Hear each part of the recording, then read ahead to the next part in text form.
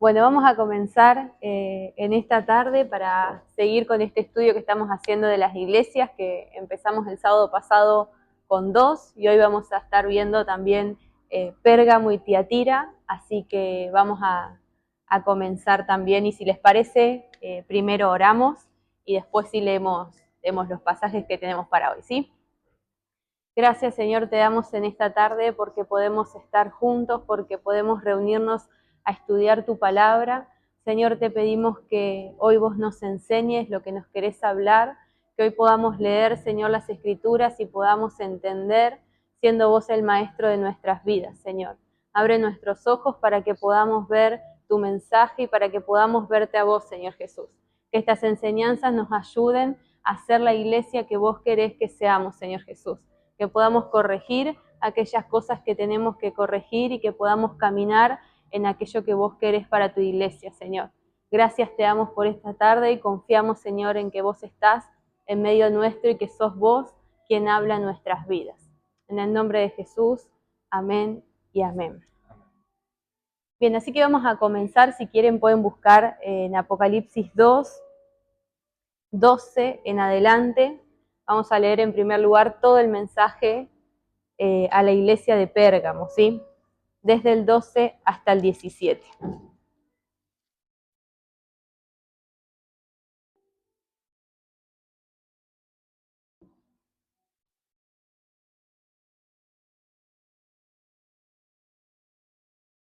Bien, Apocalipsis 2, 12 dice: y escribe al ángel de la iglesia en Pérgamo, el que tiene la espada aguda de 2 filos, dice esto: yo conozco tus obras y dónde moras, donde está el trono de Satanás, pero retienes mi nombre y no has negado mi fe, ni aun en los días en que Antipas, mi testigo fiel, fue muerto entre vosotros, donde mora Satanás. Pero tengo unas pocas cosas contra ti, que tienes ahí a los que retienen la doctrina de Balaam, que enseñaba a Balac a poner tropiezo ante los hijos de Israel, a comer de cosas sacrificadas a los ídolos y a cometer fornicación. Y también tienes a los que retienen la doctrina de los nicolaitas, la que yo aborrezco. Por tanto, arrepiéntete, pues si no, vendré a ti pronto y pelearé contra ellos con la espada de mi boca. El que tiene oído, oiga lo que el Espíritu dice a las iglesias. Al que venciere, le daré a comer del maná escondido y le daré una piedrecita blanca y en la piedrecita escrito un nombre nuevo, el cual ninguno conoce sino aquel que lo recibe. Sí, ahí donde tienen las notas, comenzamos el mensaje a esta iglesia viendo un poquito cómo era la ciudad y qué era lo que desarrollaban en ese lugar. Y como vimos el sábado pasado en las 2 iglesias previas, son lugares que pertenecen a Asia Menor, que lo que hoy es el país de Turquía. Y Pérgamo contaba con una gran biblioteca, ¿sí? Esto como dato extra para conocer un poco la ciudad y de qué se trataba. Contaba con una gran biblioteca, si recuerdan también hablamos de la de Alejandría. Esta competía con la de Alejandría, también era muy grande. Dice que había 200.000 rollos de pergamino con información de todo tipo, es decir, que era una ciudad culturalmente rica, educada, ¿sí? Contaba con todos estos recursos para leer. Pergamino justamente viene de Pérgamo, lugar de esta ciudad, pero además de contar con estos recursos, si se quiere, para poder recurrir y estudiar, era una ciudad muy cargada de idolatría, ¿no? Y de adoración a otros dioses.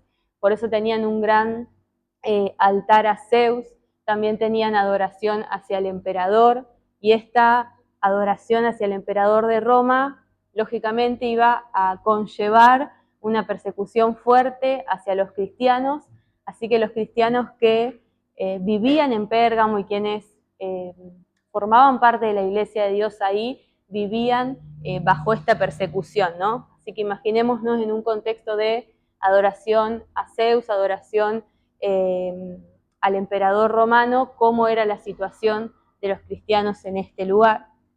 Y por último, ahí en las notas tienen el último punto que dice que a las afueras de la ciudad también había un templo, un lugar dedicado a un dios llamado Esculapio, que esto tenía que ver con la relación que existían las personas para ir a buscar sanidad en esos lugares, ¿sí? Así que mediante diferentes métodos o magia o superstición, las personas llegaban a ese lugar en busca de sanidad física, ¿sí? Así que quizás con esta pequeña introducción imaginemos, ¿no?, la situación de esta ciudad, ¿sí? Cargada de pensamientos filosóficos, cargadas de ideas en contra de Dios y cargada de idolatría, ¿sí? Así que en esta situación y en este contexto de ciudad es a donde se dirige esta carta, ¿sí?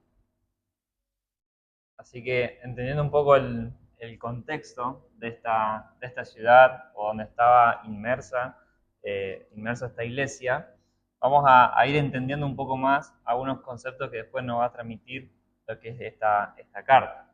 Pero como decíamos la clase pasada, cada una de las cartas o el mensaje a las 7 iglesias va a arrancar con una característica de Jesús que tiene que ver con el mensaje después que se va a transmitir. Ahora, fijémonos la característica de Jesús que se resalta en esta iglesia. Dice, el que tiene la espada aguda de 2 filos. Y cuando hablamos de la espada aguda de 2 filos, dice que estaba en la boca de Jesús, la espada aguda de 2 filos. Y cuando nosotros entendemos la referencia de la boca o de la lengua en la Biblia, hace referencia a la enseñanza, hace referencia a las doctrinas que se enseña, hace referencia a lo que se está ministrando a través de la enseñanza, justamente. Entonces, vamos a ver que el que tiene la buena enseñanza en su boca, el que tiene la verdad en su boca, aquel que tiene un celo por la enseñanza es el que le va a hablar a esta iglesia. Y justamente lo que vamos a ver después van a ser 2 cualidades que tienen que ver con 2 doctrinas que van a estar presentes en esta iglesia. 2 doctrinas las cuales vamos a ir viendo en profundidad una por una. Pero cabe destacar esto, que aquel que tiene la espada aguda de 2 filos sobre su boca es el que le va a hablar y es el que le va a transmitir la verdad a la iglesia de Pérgamo. Que como decía Ailén, una iglesia que estaba en un contexto donde había mucha filosofía, donde había mucho conocimiento, donde había este templo curativo, donde se usaba brujería, magia, es decir, era muy complicado el contexto para la iglesia de Pérgamo.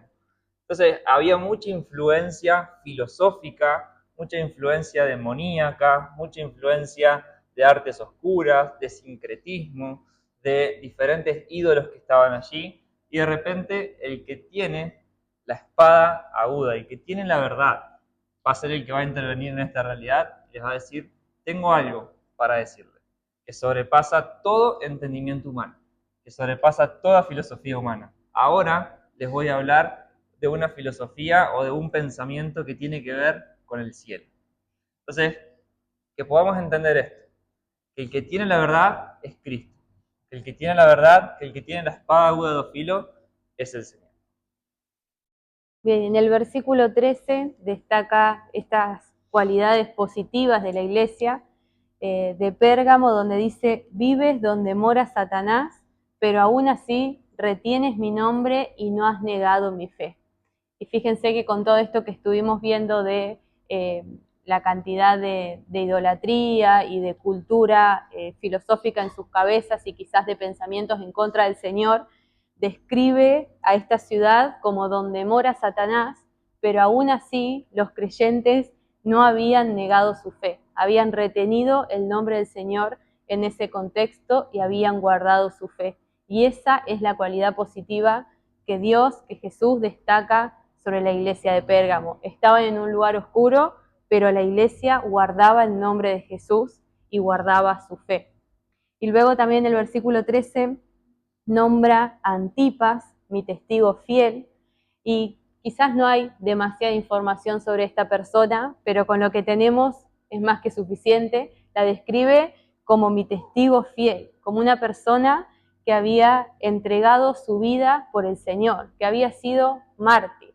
Si recuerdan, en las primeras clases vimos esta idea de mártir, de testigo, de entregar nuestras vidas. Jesús es definido como el testigo fiel, y Jesús también nos llama a nosotros a ser testigos fieles, ¿no? Y ahí es donde vimos Hechos 1:8, donde el Señor nos manda a hacer su misión y a ser testigos, y si llegamos a ese punto, a ser mártires por Él, y ese es el motor de todo esto, ¿no? Poder pensar en esto, en que damos todo en nuestras vidas. Y Antipas fue una de esas personas, como un testigo fiel de Dios que dio su vida por Él, ¿sí? Así que con esto tienen que ver las cualidades positivas, con permanecer en el Señor aún en ese contexto tan oscuro y aún aunque les toque ser mártires de la fe. Así que bien, ¿está preparado para entrar en estas doctrinas que, como dice ahí el material, de las falsas doctrinas que enferman el cuerpo de Cristo? O sea, estamos muy contaminados en la iglesia, más allá de que Dios ve a la iglesia como su tesoro más preciado, de que la ama, pero porque la ama va a empezar a corregirla. Y una de las cosas que contaminan a la iglesia son las falsas enseñanzas. ¿Cuáles son esas falsas enseñanzas? Y ahí nos va a empezar a describir dos en esta iglesia que tienen que ver con la falsa enseñanza, pero también vamos a ver una tercera que va a aparecer en Tiatira. Es decir, en la clase de hoy vamos a ver tres falsas doctrinas o falsas enseñanzas que van a destacar en estas iglesias. Y la primera que nos aparece ahí es que retienen la doctrina de Balaam. Y fíjense que nos está dando un indicio. Me dice, aparece el nombre de Balaam. Esta doctrina tiene que ver con el personaje o la persona de Balaam. Cuando nosotros vamos a la historia, que ahí van a tener los pasajes que se encuentran en el número 22 al 24, esos dos capítulos, y también en el 31 y 16, vamos a encontrar la historia de un profeta llamado Balaam. No sé si recuerdan esto, pero este profeta que tenía como trabajo ir a maldecir a Israel. Y en uno de esos viajes que va a maldecir a Israel, la burra le empieza a hablar. Después lean esta historia porque es sumamente interesante, donde por primera vez un animal habla en lenguaje humano. Aprende y el Señor hace que una burra intervenga en esta cuestión. Entonces, dice que el rey Balac encomendó o le dio la tarea por dinero, por plata, para que Balaam vaya y profetizase y traiga una maldición sobre Israel. Y cada vez que Balaam quería ir a profetizar y quería cumplir con esta orden, el Señor no lo dejaba. Y terminaba bendiciendo a Israel. Terminaba profetizando cosas buenas sobre Israel en vez de cosas malas. Ahora había un claro llamado. Balaam era un profeta. Balaam tenía el don de la profecía.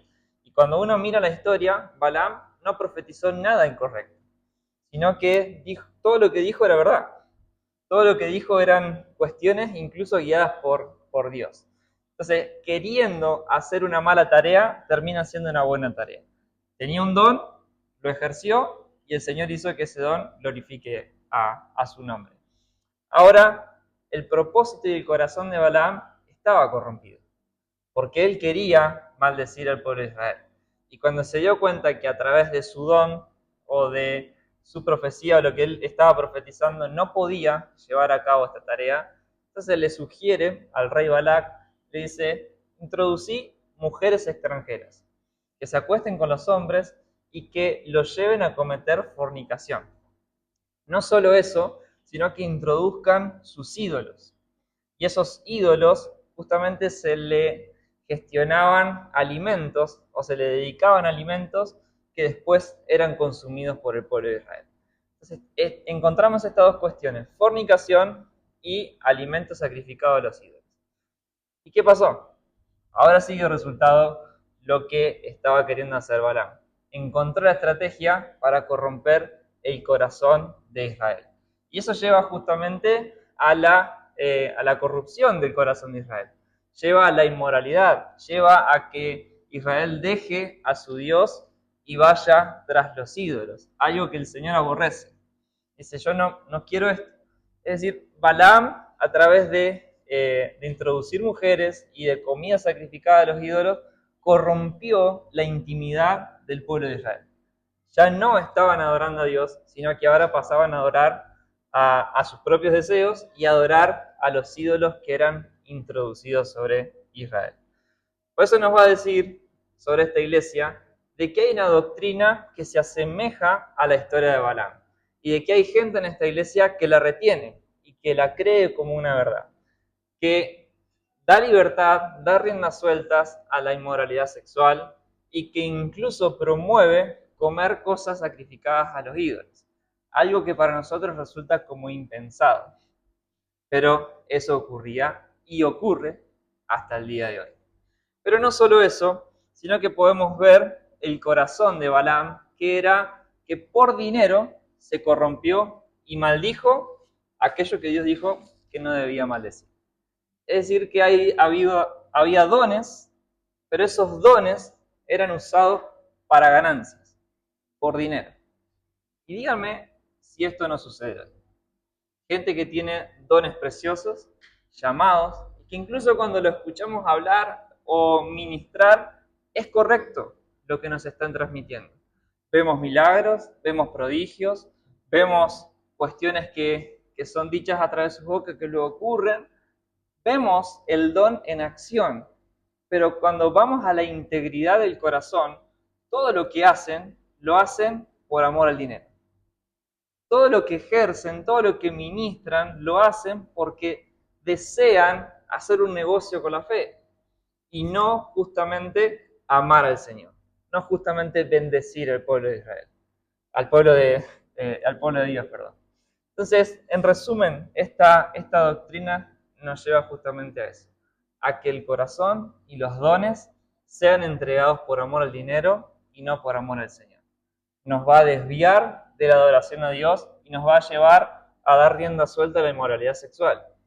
Nos va a desviar de la adoración a Dios y nos va a llevar a adorar a los ídolos o a nosotros mismos. Así que ahí tenemos la primera doctrina, que es una doctrina peligrosa, pero no es la única que estaba en Pérgamo. Bien, y como decía John, ahí vamos a ver tres. Una es la que acaba de compartir él, vamos a hablar de los Nicolaitas y también de Jezabel, pero quería destacar antes de avanzar que son tres ideas o tres doctrinas que a veces siguen dañando a la iglesia de Dios hoy en día, ¿no?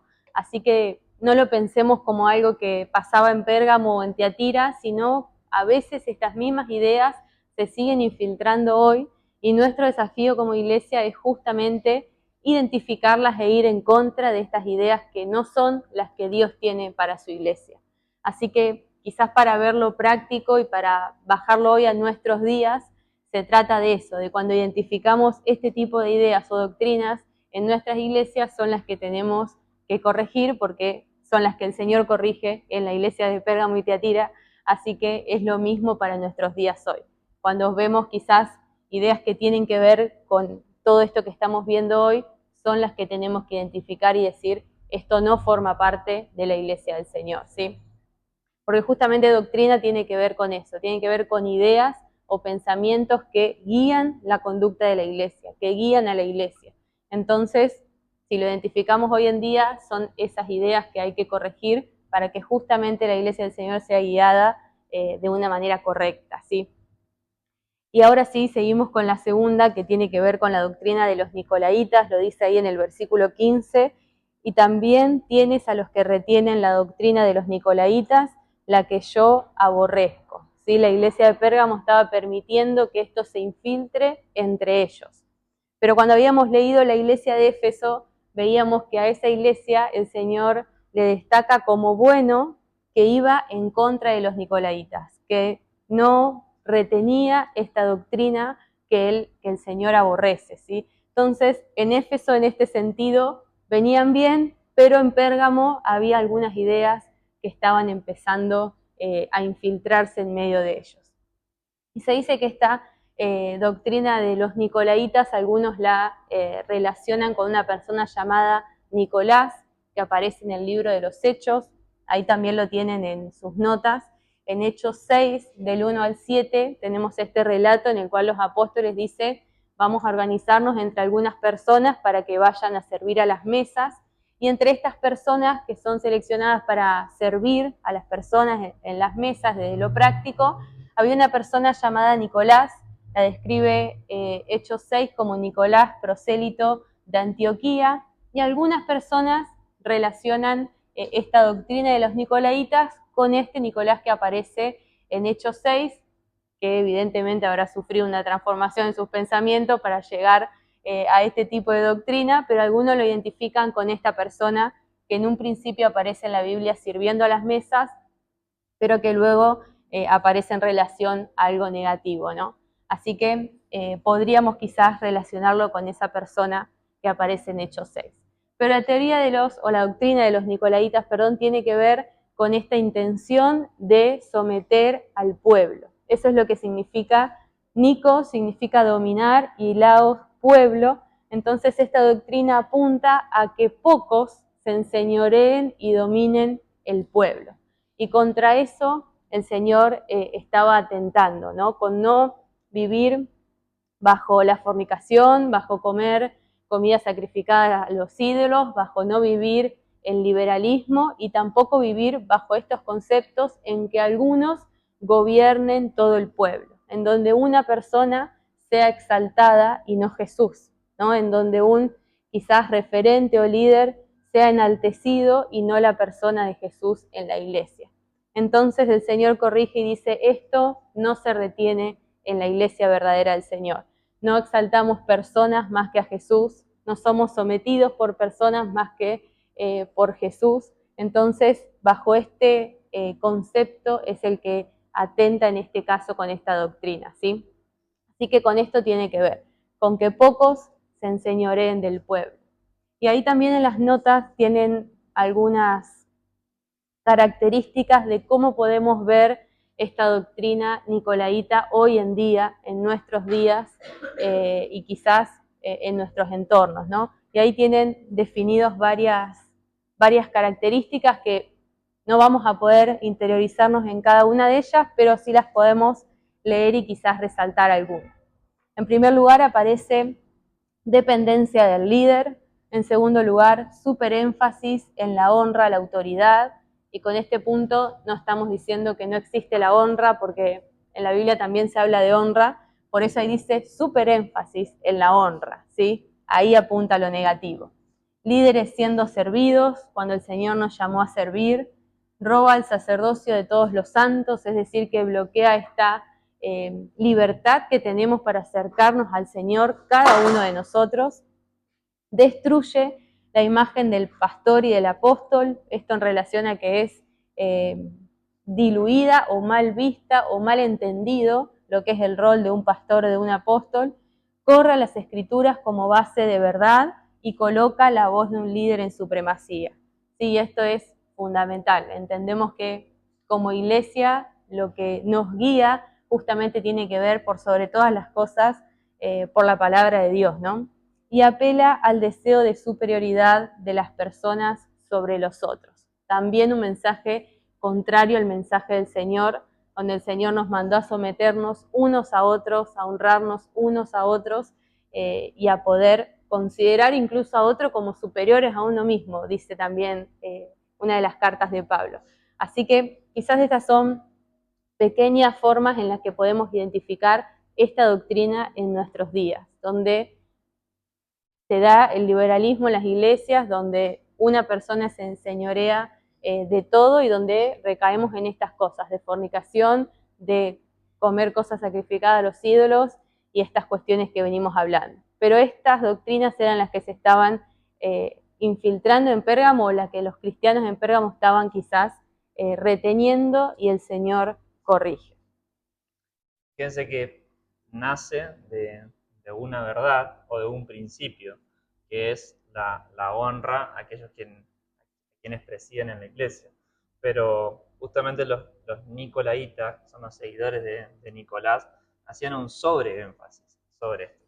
Hay un principio bíblico en honrar a los líderes, a los pastores, en la sujeción también a lo que se está haciendo, pero sobre exaltación o la veneración o la adoración de ellos es lo que está diciendo, eso está mal. O sea, no hay que venerar a ningún hombre, solo a Jesús.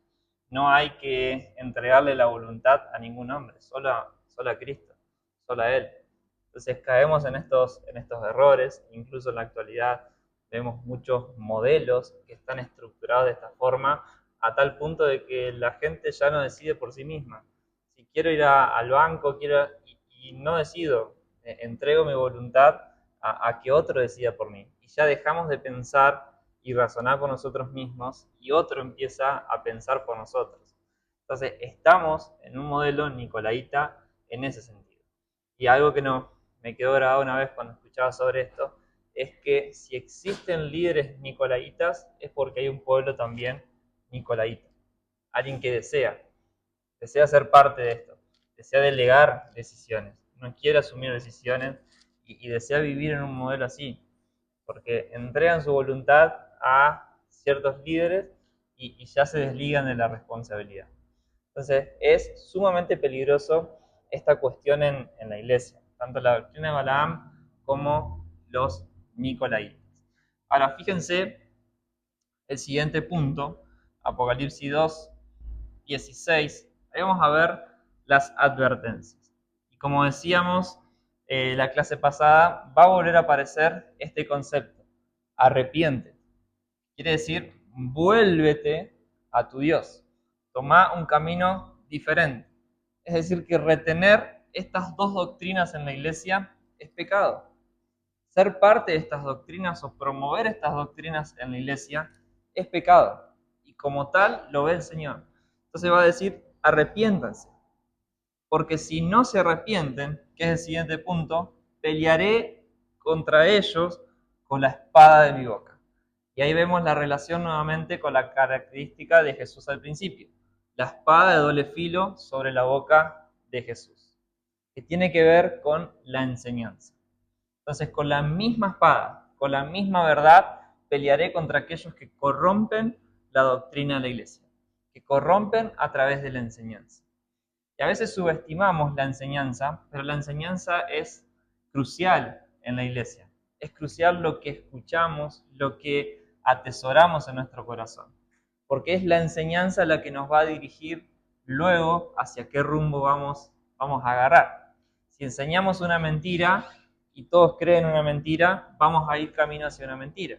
Así enseñamos la verdad y nos afirmamos en la verdad, todos caminaremos hacia la verdad. O a lo sumo la rechazaremos, pero la verdad ha sido predicada y proclamada. Y Jesús nos está diciendo, yo tengo un celo por la iglesia en este aspecto. Me preocupa lo que enseñan, me preocupa lo que se está hablando, me preocupa lo que mi iglesia está escuchando, qué es lo que está recibiendo. Entonces, si no hay arrepentimiento, no solo omitiremos algunas recompensas, sino que hoy pelearé contra ellos. Estarán en mi contra aquellos que no se arrepienten, aquellos que anuncian su propia verdad, aquellos que crean su propio sistema y me corren a mí. Si yo no estoy en el centro, pelearé contra ustedes. Todos sabemos qué es lo que pasa cuando peleamos contra el Cordero. Va a decir el mismo Apocalipsis, si hacemos pelea contra el Cordero nos va a vencer. Si estamos con el Cordero, venceremos. Pero si estamos en contra de él, vamos a perder. Y ahora sí, vamos al último ítem de esta iglesia, que tiene que ver con la recompensa. Apocalipsis 2, versículo 17, nos va a decir dos cuestiones que resaltan. Una, les daré a comer del maná escondido. Cuando hablamos de maná, nos trasladamos al pueblo de Israel saliendo de Egipto y yendo hacia la tierra prometida, donde el maná diario caía del cielo y donde ellos tenían que comer el maná del día y no podían acumular para el siguiente día. Entonces, este maná que venía del cielo y los alimentó durante muchos años. Ese es el maná que nos dice que ahora está escondido y que aquellos que venzan, aquellos que continúen en esta verdad proclamada por el Señor, son los que van a comer. Y hay una fuerte relación entre maná y la palabra del Señor. Hay una fuerte relación entre el maná que nos describe, que venía todos los días sobre el pueblo de Israel, y en lo que se enseña en la iglesia, lo que recibimos como maná espiritual para nuestra vida. Entonces, fíjense que aquellos que adoptan la verdad del Señor recibirán la verdad del Señor. Recibirán un alimento espiritual sólido sobre su vida. No un día, sino todos los días de su vida.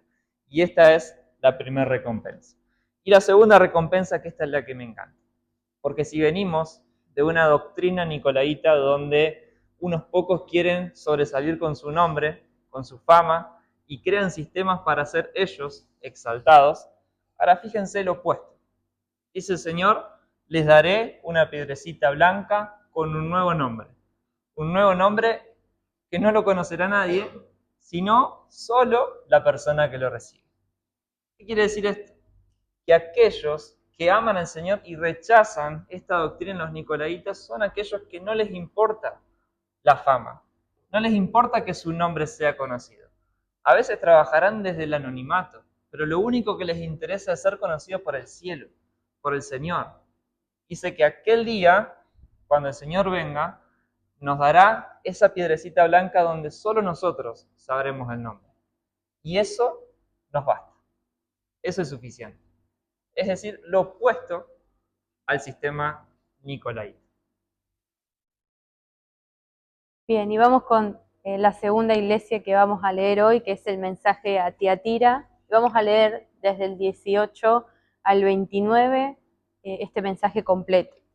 Dice el versículo 18, y escribe al ángel de la iglesia en Tiatira, el Hijo de Dios, el que tiene ojos como llamas de fuego y pies semejante al bronce bruñido, dice esto: yo conozco tus obras y amor y fe y servicio y tu paciencia, y que tus obras postreras son más que las primeras.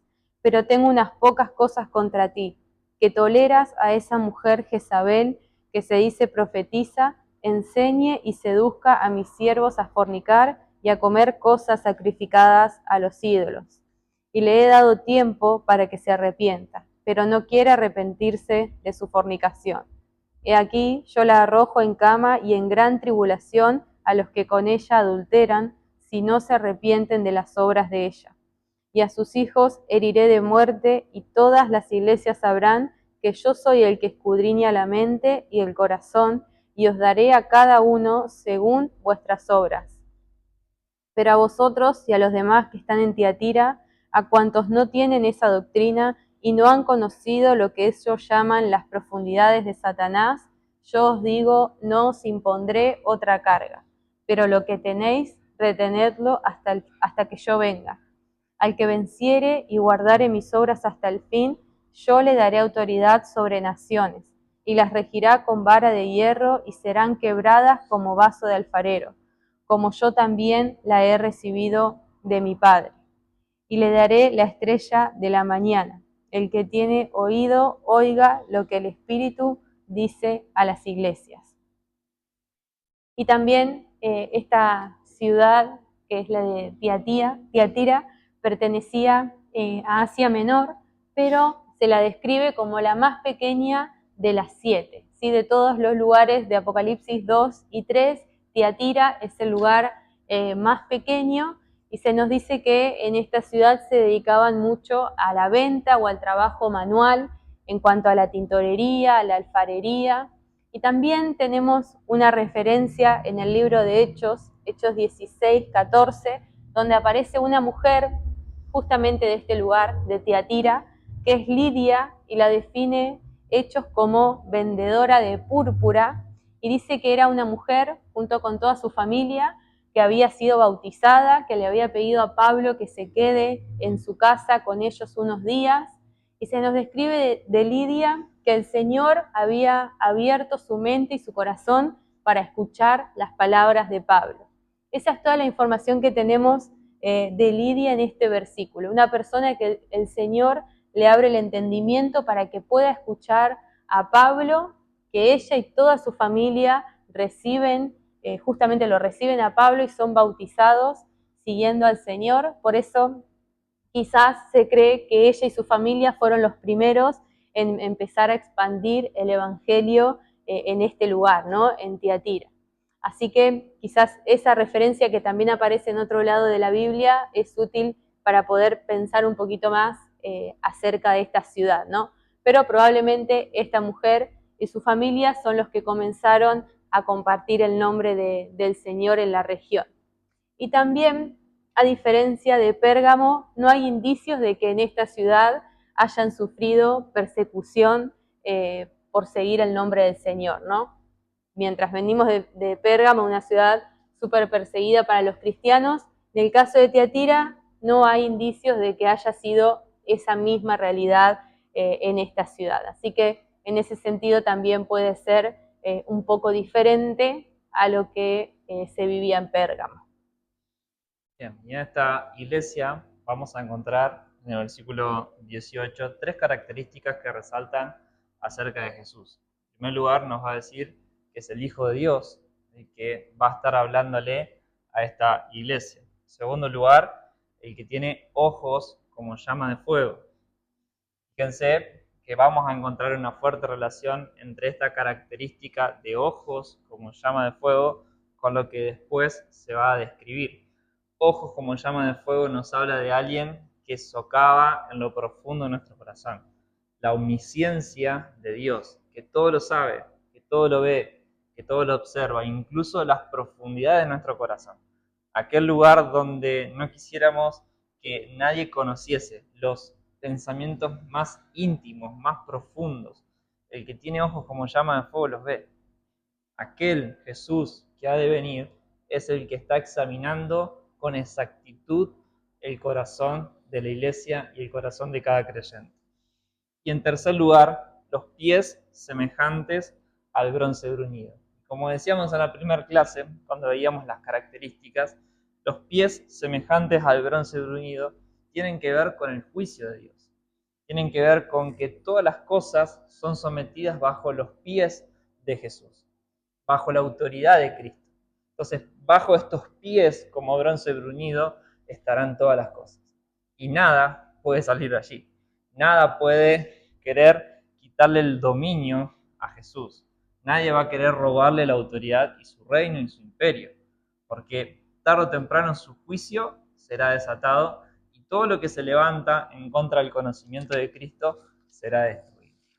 Y vamos a ver que esta es una iglesia de la cual nos vamos a sentir muy identificados. Porque como decía Ailén, es una iglesia que en esa ciudad no se registra persecución.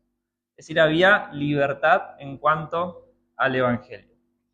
Y vamos a ver lo que dice el Apocalipsis 2.19, que nos va a destacar varias cuestiones positivas de esta iglesia antes de entrar en las cuestiones negativas.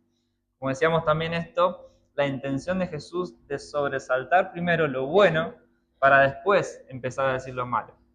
Salvo en la iglesia de la Odisea, que vamos a ver más adelante, que ahí no había mucho bueno para resaltar. Pero siempre va a empezar destacando lo bueno de la iglesia. Destaco esto, que son constantes en esto, que aman esto, que tienen como cualidades buenas esto. Entonces, vamos a ver esto. Dice que como cualidades positivas tiene el amor, la fe, el servicio, la paciencia, que aparece nuevamente, que ya hablamos bastante acerca de la paciencia de Jesucristo, que lo vimos en la iglesia de Éfeso, lo vimos en la iglesia de Esmirna, salvo en la iglesia de Pérgamo, pero acá aparece nuevamente en esta iglesia de Tiatira la palabra paciencia, que tiene que ver con las obras, las pruebas que producen paciencia, que nos llevan a guardar y a esperar el regreso de Cristo. Y como algo también destacable es que las obras postreras son mayores que las primeras. No como la iglesia de Éfeso que le dice, regresa y haz las obras del principio. Acá le está diciendo que han ido creciendo en sus obras y en su amor por el Señor. Pero, y ahí es donde vamos a empezar a ver lo negativo de esta iglesia o las cualidades a corregir, dice, tengo en tu contra, nos va a decir el versículo 20, que toleras a Jezabel, dejando que enseñe y seduzca a los siervos o a mis siervos a fornicar. Y rápidamente trasladémonos a la historia de Jezabel. Jezabel estaba casada con Acab, el rey Acab, y juntos gobernaron Israel. Y en los tiempos donde estaba gobernando Acab y Jezabel, había varios profetas del Señor. Entre ellos estaban Elías y Eliseo, que después aparece como discípulo de Elías. Pero tiene una fuerte lucha Elías contra Jezabel, justamente. Jezabel lo que amaba era matar a los profetas del Señor, aquellos que manifestaban la voz de Dios en la tierra. La palabra profeta significa eso, manifestar la voz de Dios o traer la voz de Dios a la tierra. Profecía es un mensaje de Dios aquí en la tierra. Entonces, Jezabel se levantaba en contra de que la voz de Dios sea proclamada sobre la tierra, que la verdad de Dios resuene en el oído de aquellos que son parte de su nación. Entonces, estaba corrompida por el poder, tenía ansias de gobernar y someter y adueñarse de aquello que el Señor llamó su pueblo amado, su nación amada. Entonces, su intención era esa, tomar el poder, quedarse de manera perpetua en el poder, usar a su esposo como rey, pero que quien gobernaba era ella. Entonces nos va a decir, hay gente en la iglesia de Tiatira que tolera. Ni siquiera está diciendo que que lo aprueba, que dice, estamos con eso. Dice ahora, toleran a Jezabel. Están allí y no les molesta o no rechazan esto, conviven. Y hoy la palabra que más resuena en nuestro contexto, y acá capaz a alguno le va a chocar un poco, pero es la palabra tolerancia. Tenemos que tolerar ciertas ideologías, tenemos que tolerar ciertas filosofías, tenemos que tolerar el modo de vida del otro, que en cierto aspecto está bien porque la tolerancia es una cualidad moral positiva, pero en este caso, el Señor nos dice acá no hay que tolerar. Con esto no quiero que convivan, con esto no pueden convivir, esto no puede estar en la iglesia. Una mujer o este espíritu jezabélico que está operando para llevar a los siervos, a los profetas, a los siervos, a fornicar y a comer cosas sacrificadas a los ídolos. No puede haber en la iglesia esta ansias de poder, de querer someter al pueblo de Dios y robarle la gloria al Señor. No puede existir en la iglesia la anulación de la voz profética. No puede haber en la iglesia personas que se levanten en contra de lo que Dios ha consagrado, ha llamado bueno. Entonces, nos va a decir que a esto ni siquiera hay que tolerar. Entonces, cuando escuchemos esta palabra tolerancia, recordemos quién está detrás de esta palabra. ¿Cuál es la historia que refleja esta tolerancia? Está todo bien con tu fe, pero tolera a los demás. No vengas con tu evangelio a querer cambiar. No existe esto en los parámetros del Señor. O es blanco o es negro. O estamos con Él o estamos tolerando a Jezabel. Y ahí es donde nos choca un poco. Porque todos nosotros tenemos algo de tolerancia. Todos nosotros tenemos algo de no querer chocar con los demás. Acá nos va a decir, no toleres a esta Jezabel. Entonces vemos tolerancia, ambición de poder y contaminantes sexuales. Acá vamos a ver que a través de la fornicación y lo que se come, que es sacrificado a los ídolos, va a llevar a que los siervos se corrompan. Porque esta seducción de Jezabel lleva a que se desvíe la mirada de Dios y se ponga la mirada en las cosas terrenales, en las cosas carnales. Entonces son contaminantes de la mente. Que después nos va a decir que aquellos que están con ella terminarán también en cama, enfermos. Entonces vamos a ver esta fuerte relación que existe entre estos dos conceptos, entre estar con Jezabel y terminar enfermo en cama. Y algunos contaminantes como para que podamos hacerlo de forma explícita en nuestro contexto hoy. Hoy tenemos altos índices de consumo pornográfico, por dar un ejemplo. altos índices de consumo de redes sociales, de aparatos virtuales. Entonces, hoy pasamos horas y horas y horas en redes sociales, malgastando el tiempo. Pasamos horas consumiendo pornografía. Pasamos horas contaminando nuestros ojos, nuestra mente, que tarde o temprano todo eso va a llevar a enfermedades. Hoy tenemos un gran índice de enfermedades sexuales, producto de las muchas relaciones que existen y que no pasa nada. No pasa nada si estamos con muchas mujeres o muchos hombres. Hay que probar. Y ahí es donde aplica esta palabra toleras. Toleramos este tipo de acciones. Y producto de eso después nos preguntamos por qué tantas enfermedades sexuales. ¿Por qué tanta distorsión en el cuerpo? ¿Por qué? Porque hemos dado rienda suelta a nuestra carne. Y de eso el Señor nos va a decir, arrepiéntanse. De eso nos va a decir, vuelvan a la santidad. Ustedes saben que aquellos, por dar un ejemplo en cuanto a redes sociales, si pasamos muchas horas en las redes sociales es un exceso de dopamina. Y la dopamina luego puede desencadenar en pozos depresivos, en depresión, en angustia. ¿Dónde termina? En una cama. Entonces, hoy estamos en una sociedad con altos índices de depresión, de ansiedad, de ataques de pánico, con sexualidades descontroladas, con mentes que no se pueden controlar, producto del accionar de Jezabel, producto de que hemos dado riendas sueltas a esto. Y una sociedad que no está escuchando la voz de Dios, porque está colocando sus ojos sobre las cuestiones de este mundo y no está colocando sus ojos en lo que Dios está mostrando y no está colocando sus oídos en lo que Dios está hablando. Entonces de eso nos va a decir que debemos volver para atrás.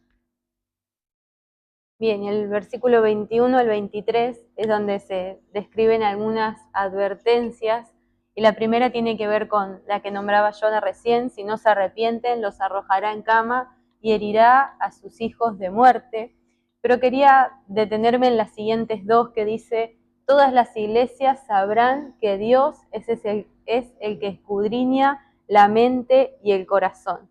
Eso dice en el versículo 23, y quería destacar esto porque a veces formamos parte de la iglesia como hermanos en el Señor, pero a veces en nuestra mente y en nuestro corazón quizás no hay buenas intenciones o buenas motivaciones o buenos motores para hacer las cosas. Y en este versículo el Señor nos vuelve a recordar que es Él el que analiza nuestra mente y nuestro corazón. ¿Qué es lo que pasa por nuestros pensamientos? ¿Cuáles son nuestras motivaciones para hacer las cosas? ¿Cuáles son nuestras motivaciones para formar parte de algún servicio o lo que fuese dentro de la iglesia del Señor? Así que creo que es bueno recordar esto, que formamos parte de la iglesia y que podamos saber esto, que es el Señor el que escudriña nuestra mente y nuestro corazón. Porque a veces podemos estar con una mente y un corazón correcto, pero a veces podemos estar con una mente y con un corazón incorrecto. Y recordar que es el Señor el que analiza lo que pasa por nuestro interior. Y finalizando este versículo dice: y os daré a cada uno según vuestras obras. Es decir, estas personas que estaban siguiendo estas ideas de Jezabel iban a ser pagados conforme a sus obras, pero el Señor también recompensa a sus hijos, ¿no? Y con esto no estoy hablando de que por nuestras obras vamos a ser salvos, eso ya lo tenemos en claro, que somos salvos por regalo del Señor, pero sí el Señor va a recompensar lo que hagamos en esta vida. De hecho, todos los mensajes a las iglesias terminan con una recompensa, terminan con algo que el Señor les promete. Y lo mismo sucede con nuestras vidas. Ya somos salvos en el Señor, pero el Señor nos va a recompensar conforme a lo que hagamos o no hagamos en esta vida que tenemos sobre esta tierra. Así que quizás a veces no hablamos mucho de las recompensas y no es tema de hoy, es para más adelante, pero que ya podamos ir pensando en esto, ¿no? El Señor recompensa las obras que hagamos para Él. Así que también vale la pena pensar cómo estamos gastando nuestra vida hoy, ¿no? Y ahí por último, el último ítem, que son las recompensas. Recordemos esto, que Jezabel tenía la ambición de poder. Pero acá la primera recompensa que encontramos es que aquellos que no conviven, que no toleran, que no son parte de este sistema jezabélico, tendrán autoridad. tendrán poder sobre naciones. Así como veíamos con los nicolaitas, que querían fama, que querían nombres reconocidos, y el Señor les daría un nombre que solamente para ellos, a los que no estaban con ellos. En este caso lo mismo, a Jezabel, que tiene ambición de poder y quiere someter a las naciones, de repente lo que le va a decir a aquellos que no están con Jezabel, les va a decir que tendrán autoridad sobre las naciones y las van a regir con vara de hierro. Así como se nos describe acerca de Jesús, que Él tiene autoridad sobre las naciones y rige con vara de hierro, así también como Él estarán aquellos que no negocian con Jezabel. Y el siguiente punto es, le daré la estrella de la mañana. Encontramos estas dos recompensas que son realmente impactantes para la realidad que tiene que ver con esta iglesia. Así que estas dos recompensas que nos dan también esa motivación.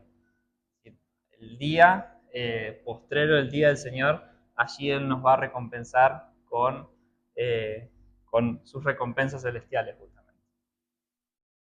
Bien, y por último queríamos leer esas oraciones o frases que aparecen al final de las notas, que de algún modo es quizás como un resumen de estas tres doctrinas, pero también la idea práctica, ¿no?, de cómo esto nos afecta hoy.